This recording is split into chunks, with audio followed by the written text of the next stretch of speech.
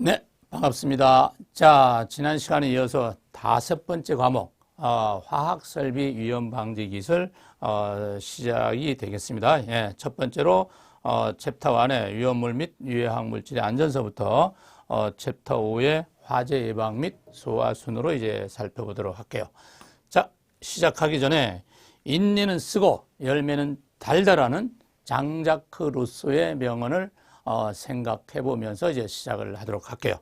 자, 지금 이 시간 정도면 5번째 과목 들어왔으니까 상당히 이제 인내가 필요할 때다라고 제가 제 나름대로 생각을 해서 이 명언을 끄집어냈습니다. 라고 이제 말씀을 드립니다. 자, 그래서 산업안전기사 자격증 취득은 인내에서 인내로라는, 자, 지금 우리 6과목 중에 전기위험 방지기술하고 화학설비위험 방지기술 2과목만 잘 해결하면 4과목은 뭐 크게 문제 없이 뭐 무난하리라고 판단하고, 화학설비위험 방지기술과 전기위험 방지기술을 집중적으로 제가 뭐 계산 문제라든가 뭐 어떤 그 특강을 통해서라도 이제 잘 이제 마무리할 수 있도록 준비를 하고 있고, 2과목만 잘 해결하면 1차에서는 한 번에 다 패스한다, 뭐 이렇게 생각을 해봅니다. 자, 그래서 지금 이 시간이 제일 중요할 때다. 인내가 필요하다.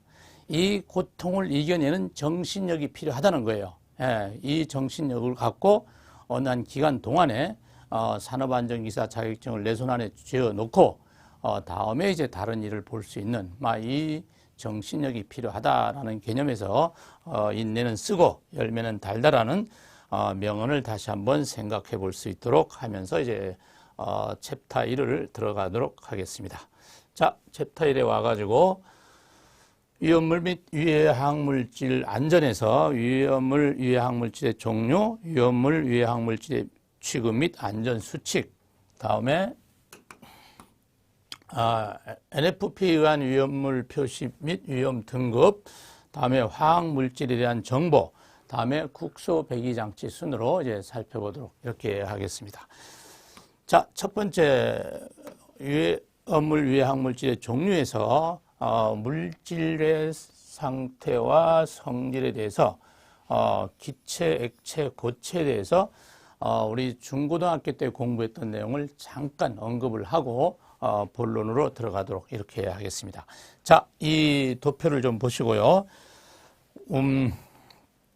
액체가 고체되는 것을 우리 응고라 그래요. 응고. 응고는 어떻게 보면 이제 굳어져 버리는 거죠. 이제 뭉쳐지는 것, 엉키는 것, 뭐 이런 개념이 되는 부분으로 보시면 되겠고요. 고체가 액체되는 것을 융해라 그래요. 융해는 어떤 그 풀어지는 거죠.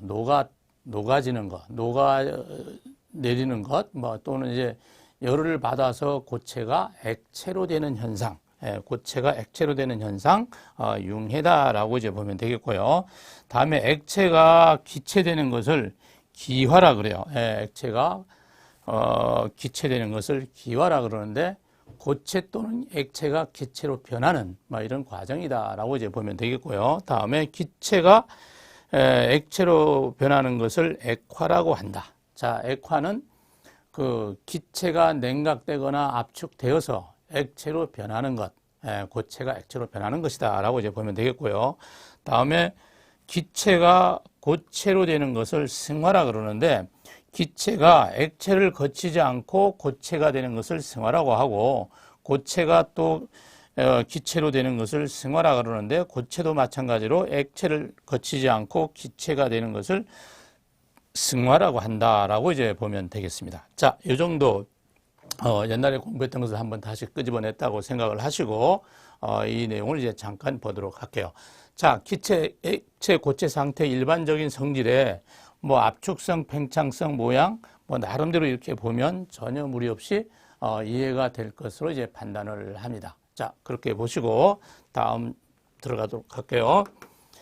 자, 물질 상태의 성질에서 물리적 성질은 물질의 조성이나 동일성이 변화시키지 않으면서 나타나는 측정하고 관측할 수 있는 것이지만, 화학적 성질은 화학 반응에서만 볼 수 있는 것이라는 거예요. 그래서 최소한의 물질이라도 그 조성과 동일성이 변화하는 과정을 화학 반응이다라고 이제 보면 되겠습니다. 뭐 이 정도 만에 하나 이 개념 나온다면 이 정도 나올 것 같아요. 이 정도 나온다 이렇게 보시면 되고요. 다음에 이제 물질의 종류. 자, 물질의 종류를 크게 보면 혼합물과 순수 물질. 자, 혼합물에는 균일한 혼합물질과 불균일한 혼합물질이 있다라고 보면 되겠고요. 그다음에 순수 물질에는 원소, 우리 이제 자연계에 존재하는 92종의 원소, 우리 중고등학교 때 배웠던 거 다시 한번 생각해 볼 수 있는 겁니다. 다음에 화합물, 화학 반응을 통해서 얻어진 화합물이 순수 물질로 이제 해석을 하시면 되겠습니다. 자, 그러면 여기서 이제 그 물질은 질량을 가지고 공간을 차지하는 모든 것이 물질이라 그래요. 그러면 여기서 질량이라는 것이 뭐냐를 한번 끄집어내면 아주 바람직하겠죠. 그래서 질량이라는 것은 물체를 이루고 있는 물질의 고유의 양을 얘기한다. 이렇게 물질의 고유의 양, 물질의 고유의 양이다. 고유한 양이다. 이렇게 보면 되겠습니다. 자, 그러니까 그 물질의 그 고유적인 부분의 어떤 양이다라는 부분으로 이제 해석을 하시고, 아마 이 부분도 이제 뭐 기본적인 부분이지 이 부분 갖고 뭐 시험 나오기는 극히 적다 이렇게 이제 보면 되겠습니다. 자, 개념을 익혀야 된다는 거예요. 자, 다음에 이제 온도 부분에 대해서 볼게요. 자, 온도는 상대 온도하고 절대 온도, 이렇게 이제 구분한다라고 봅니다. 자, 상대 온도와 절대 온도. 자, 그래서 상대 온도는 평균 대기압하에서 물이 끓는 점과 어는 점을 기준으로 해서 정한 온도다. 이렇게 이제 정리를 하면 되겠고요. 다음에 이제 섭씨 온도. 우리가 일반적으로 많이 지금 섭씨 온도를 많이 쓰죠. 사회에서도. 어는 점 0도와 끓는 점 100도를 100등분 해가지고, 100등분 해서 기준점으로 해서 정한 온도다 하는 게 이제 섭씨 온도를 얘기하고요. 다음에 화씨 온도, 이제 F로 나타내고, 물이 어는 점 32도, 끓는 점 212도를 몇 등분? 180등분 한 거예요. 180등분을 기준으로 해서 정한 온도가 화씨 온도다. 이렇게 이제 나타냅니다. 자, 다음에 이제 절대 온도는 분자 운동이 완전히 정지해서 운동의 에너지가 0이 되는 온도다. 이렇게. 여기서 0이라는 표현이 조금 중요합니다. 자, 그래서 켈빈 온도와 랭킹 온도가 있다. 켈빈 온도를 K라고 하고 랭킹 온도를 R이라고 한다. 이렇게 이제 보면 돼요. 자, 그러면 켈빈 온도는 섭씨 절대 온도의 마이너스 273도 C를 가리킨다. 다음에 랭킹 온도는 화씨의 절대 온도의 마이너스 460 화씨를 가리킨다라고 이제 보면 되겠습니다. 자, 뭐 이거 이제 개념을 익히는 것이다라고 보고요. 중요한 것은 이 섭씨와 화씨와 켈빈과 랭킹 간의 관계가 좀 중요하죠. 자, 이것을 이제 알고 있어야지만이 이후에 어떠한 응용해서 나오는 문제들을 원만하게 이제 풀어낼 수 있다라고 이제 봅니다. 뭐 때에 따라서는 뭐 이것만도 낼 수 있지만 이것은 좀 극히 드물다. 빈도가 적다라고 보고.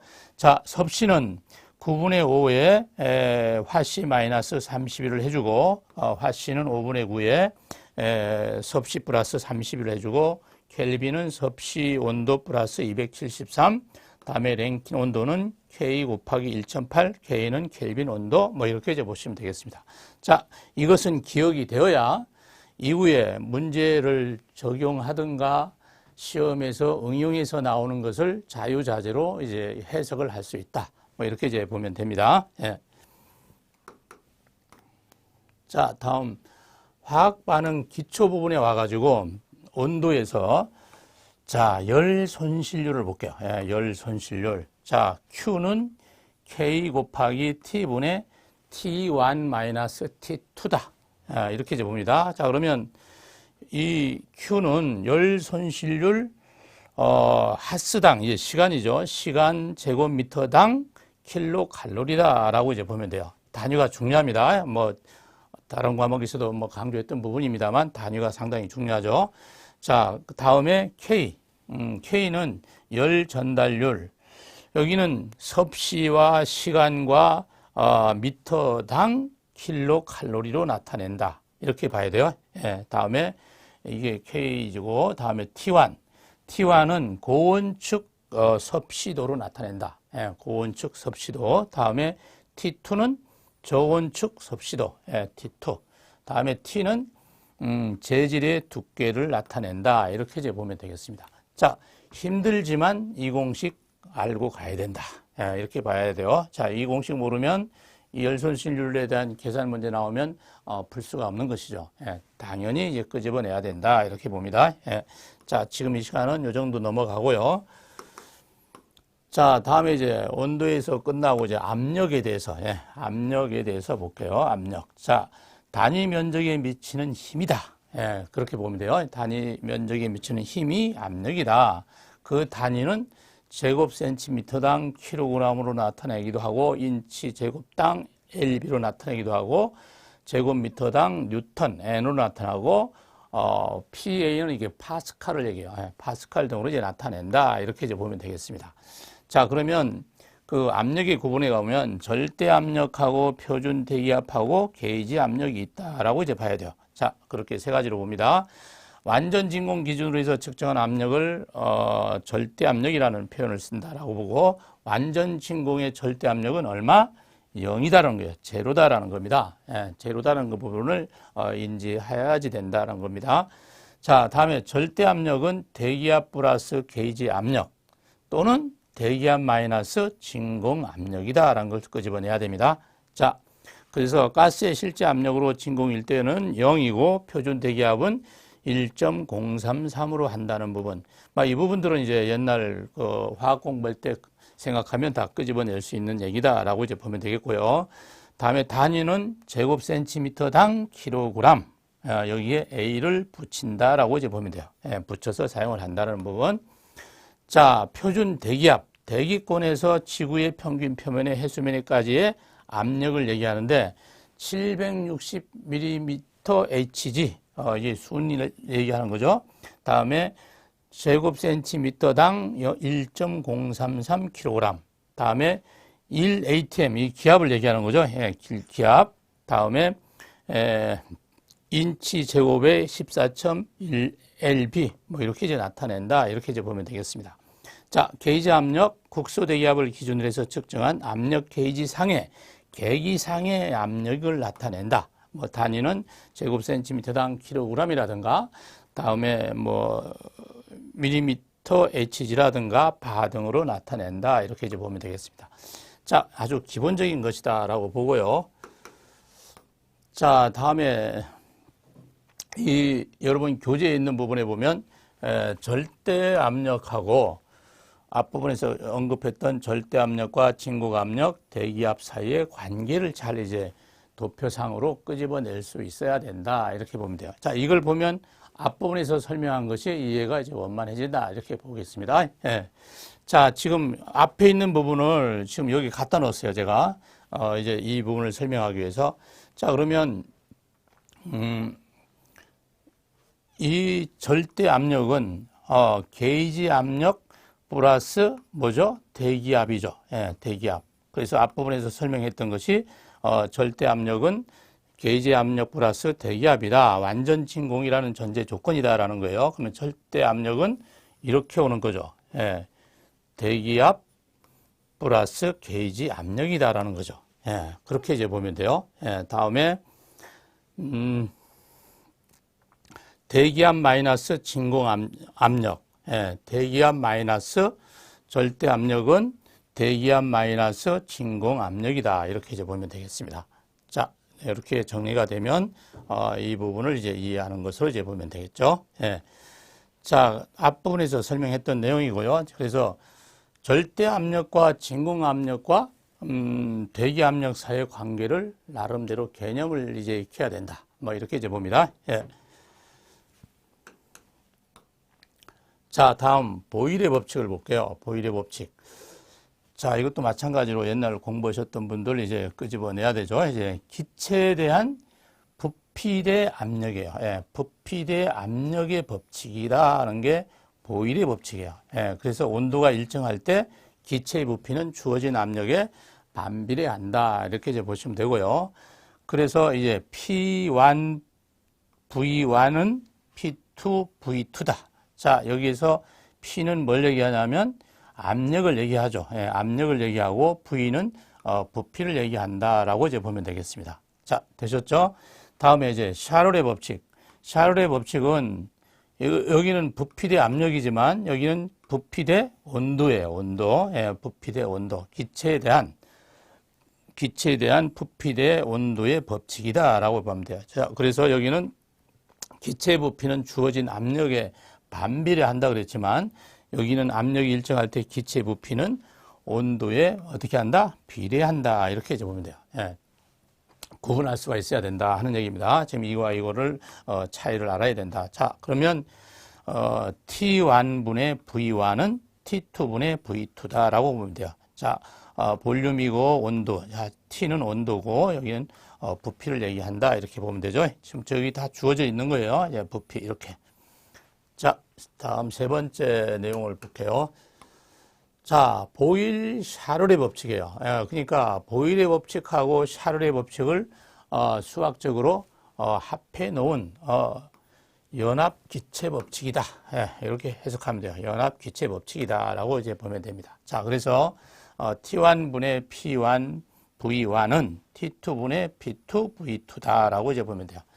되셨죠? 자, 이렇게 이제 정리가 되면 차근히 이제 하나하나 이제 차곡차곡 하면 이제 크게 문제가 없을 것으로 이제 판단을 합니다.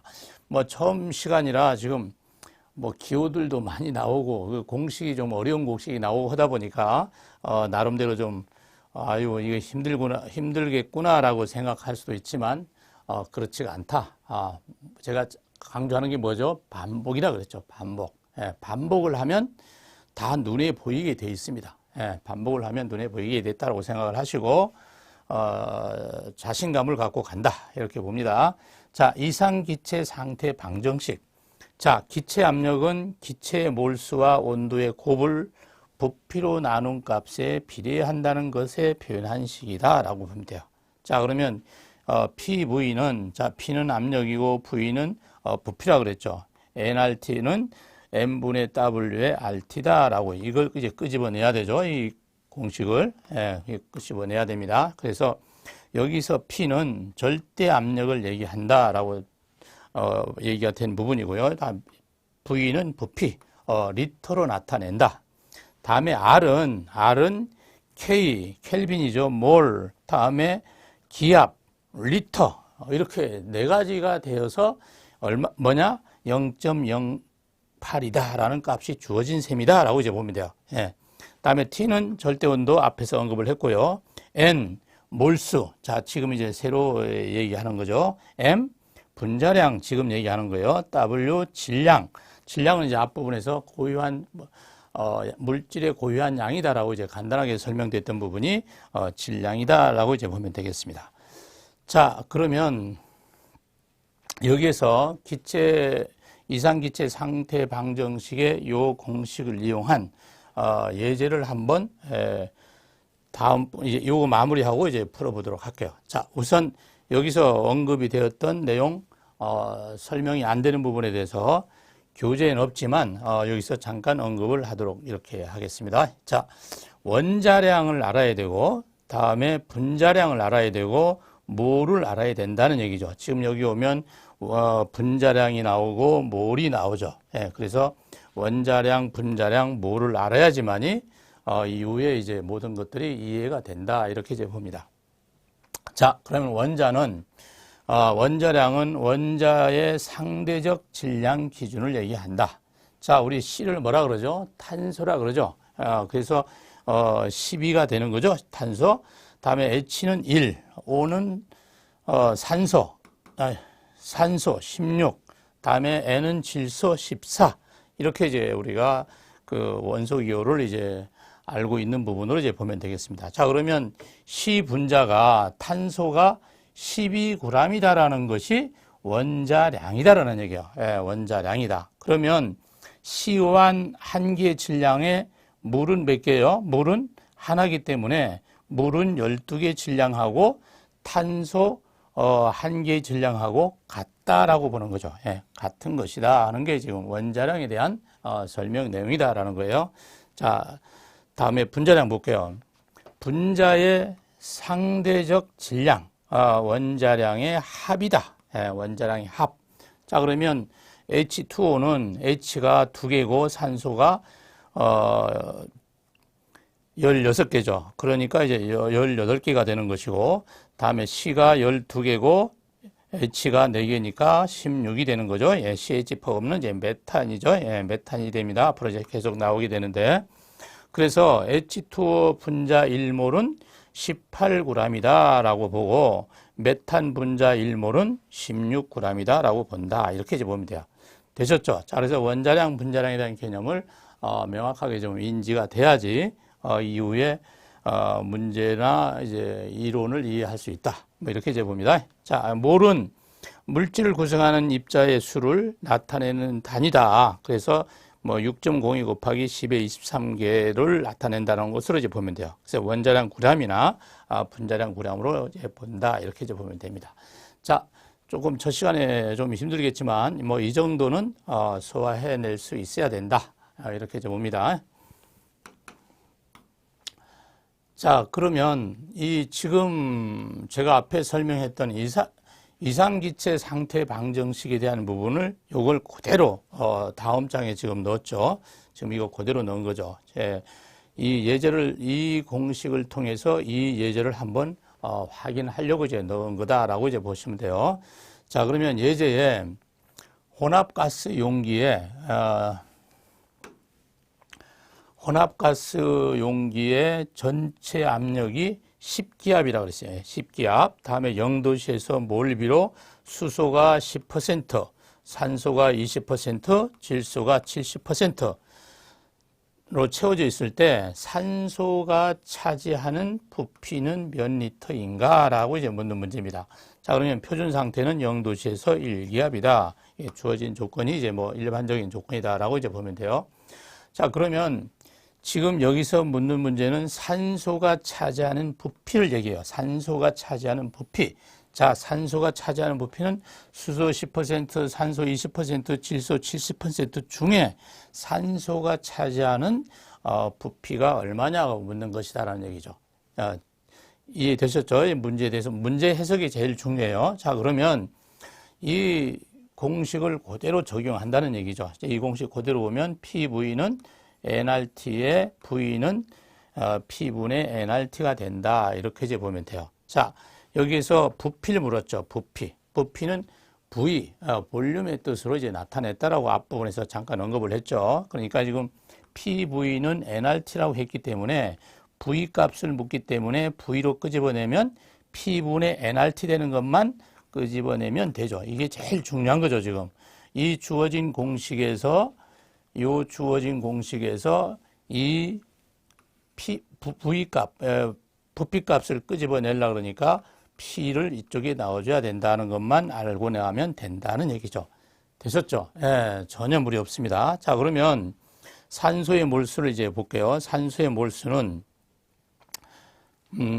이제 수소가 10%, 산소가 20%, 질소가 70%니까 10%, 20%, 70%의 산소의 몰수가 20이 되는 거죠. 자, 그렇게 해서 0.2몰이 되는 것이고요. 다음에 예를 들어 가지고 산소의 몰수 말고 질소의 몰수를 한다면 여기에 70을 넣으면 되겠죠. 예, 그렇게 이제 이해를 하면 되겠죠. 예, 그래서 이 공식 끄집어내는 공식이 이 공식이죠. 이 공식을 그대로 여기다가 넣으면 V는 P분의 nRT라고 그랬죠. 자, 그럼 그대로 이제 적용을 하면 되죠.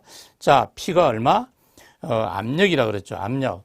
혼합가스 용기 전체 압력이 얼마? 주어진 게 10기압이다 라고 나왔죠. 예, 그래서 10기압을 이제 넣으면 되고요. 다음에 N은 몰수라고 그랬죠. 예, 산소를 묻고 있어요. 예, 산소가 차지하는 부피가 얼마냐 묻기 때문에 산소에 대해서 0.2가 나왔던 0.1을 끄집어낸다. 이렇게 보면 돼요.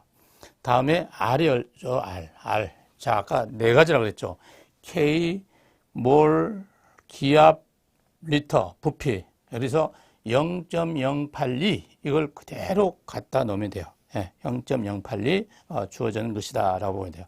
다음에 이제 T는 절대 온도라 그랬죠. 예, K. 그래서 273 플러스 0을 하면 계산하면 0.418리터가 나오는 걸 확인하게 되는 이렇게 이제 됩니다. 되셨죠? 자, 이렇게 해서 어려운 것 같지만 이제 이 공식만 조금 변화시키는 이 부분만 알아내면 뭐 그렇게 어렵게 생각할 필요가 없다라고 봅니다.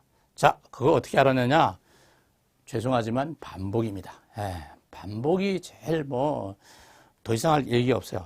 반복을 통하면 눈에 보일 정도 같아요. 눈에 보일 정도로 반복이 좀 필요하다라고 이제 강조를 합니다. 자, 다음 기체 반응 기초 법칙. 이제 지금 네 번째까지 왔고요. 앞에 분에서 3, 4, 5 6이 되는데 이게 6, 7이어야 되는데 좀 오류가 있네요. 자, 큰 문제 없고요. 자, 단일 변화, 이게 6번이라고 보고 있습니다. 단일 변화, 단열 압축, 단열 팽창에 대한 얘기예요. 자, 그러면 주변계와 열교환이 없는 상태, 주변계와 열교환이 없는 상태에서 온도 변화 시 기체의 부피와 압력의 변화를 단일 변화 또는 단열 압축 또는 단열 팽창이라고 한다. 이렇게 이제 우선 개념을 익혀서 이제 들어가면 돼요. 자, 그러면 이에 대한 공식은 T1분의 T2다.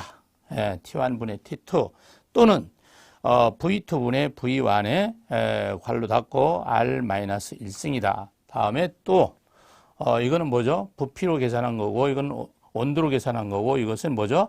압력으로 계산한 거죠. 그렇게 이제 생각을 해야 돼요. 그래서 P1분의 P2 다음에 R에 R-1승 해준 것이다 라고 이제 보면 돼요. 자, 되셨죠? 그래서 이 공식은 압력을, 이것은 부피를, 이것은 온도를 세 가지를 이제 끄집어낼 수 있으면 전혀 문제 없이 단열 변화, 단열 압축, 단열 팽창에 대한 부분을 끄집어낼 수 있다. 이렇게 이제 보면 돼요. 자, 그러면 여기서 T1이 뭐예요? T1.